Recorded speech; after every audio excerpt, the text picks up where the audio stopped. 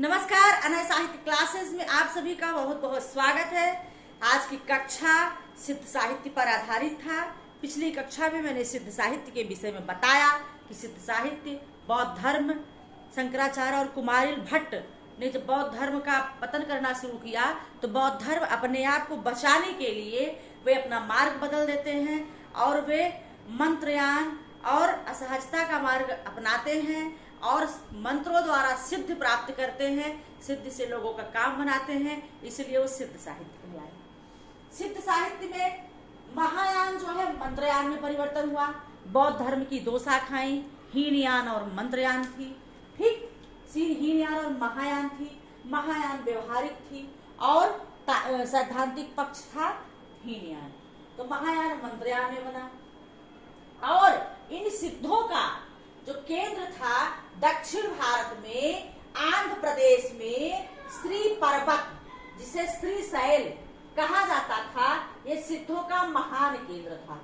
आंध्र प्रदेश का श्री पर्वत या श्रीशैल ये सिद्धों का महान केंद्र था, मध्य केंद्र था। यहीं पर मंजूश्री कल्प का संकलन हुआ। मंजूश्री कल्प का संकलन आंध्र प्रदेश में श्रीशैल पर ही हुआ और नागार्जुन का निवास स्थान था। नागार्जुन का निवास स्थान था आंध्र प्रदेश का श्रीशैल पर्वत। नागार्जुन को रसायन विज्ञानी और भारत का आइंस्टीन कहा जाता है। नागार्जुन को भारत का रसायन विज्ञानी और भारत का आइंस्टीन कहा जाता था। नागार्जुन ने शून्यवाद सापेक्षता का सिद्धांत दिया। पूछा जाता है कि सापेक्षता या शून्यवाद का सिद्धांत किसने दिया? नागार्जुन ने दिया। नागार्जुन मंत्रयान के प्रसिद्ध आचार्य थे। नागार्जुन मंत्रयान के प्रसिद्ध आचार्य थे।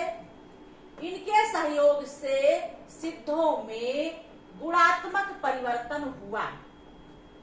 इनके सहयोग से सिद्धों में गुणात्मक परिवर्तन हुआ और ये बड़ी संख्या में पूर्वी भारत में विकसित हुए।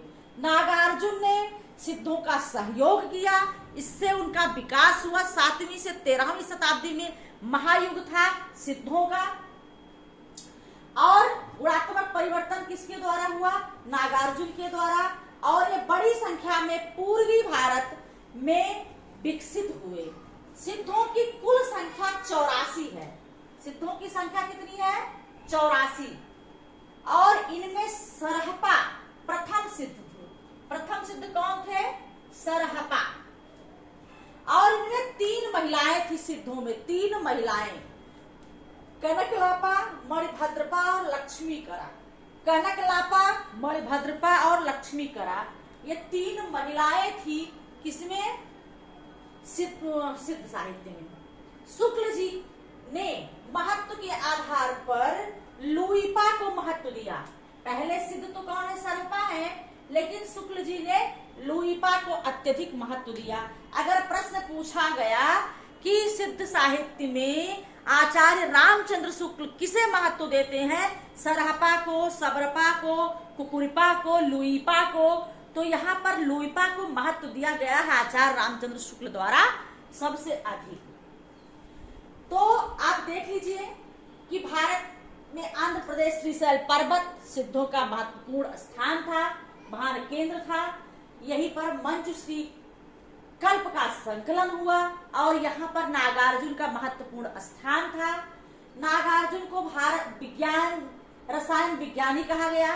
नागार्जुन को रसायन विज्ञानी कहा गया और भारत का महान आइंस्टीन कहा गया। भारत का आइंस्टीन कहा गया नागार्जुन को। नागार्जुन ने शून्यवाद सापेक्षता का सिद्धांत दिया है।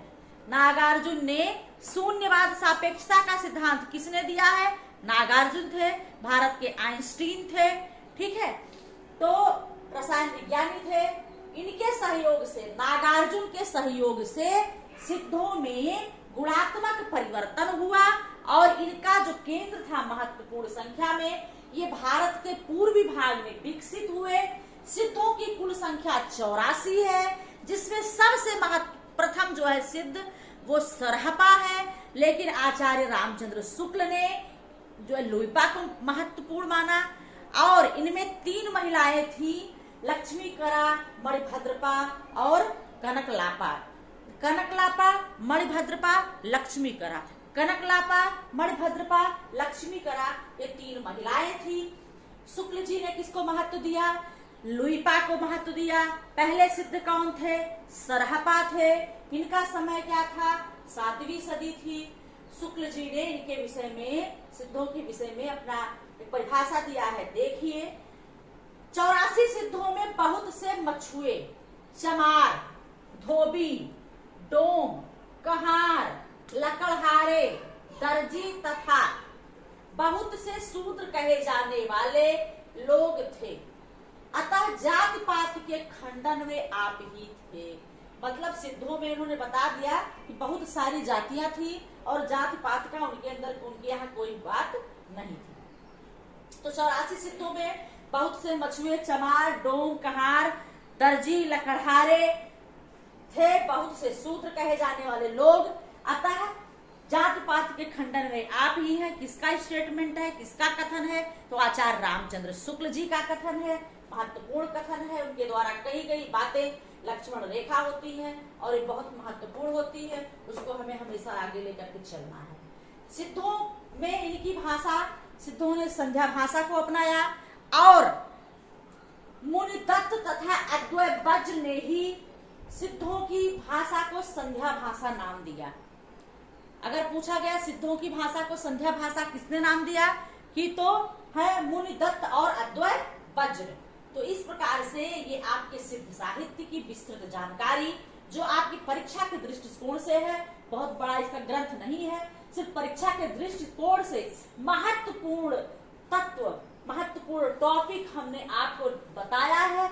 इसको आप एकदम ऐसे कहानी की तरह अपने दिमाग में सेट कर लीजिए, फिर आगे बढ़िए।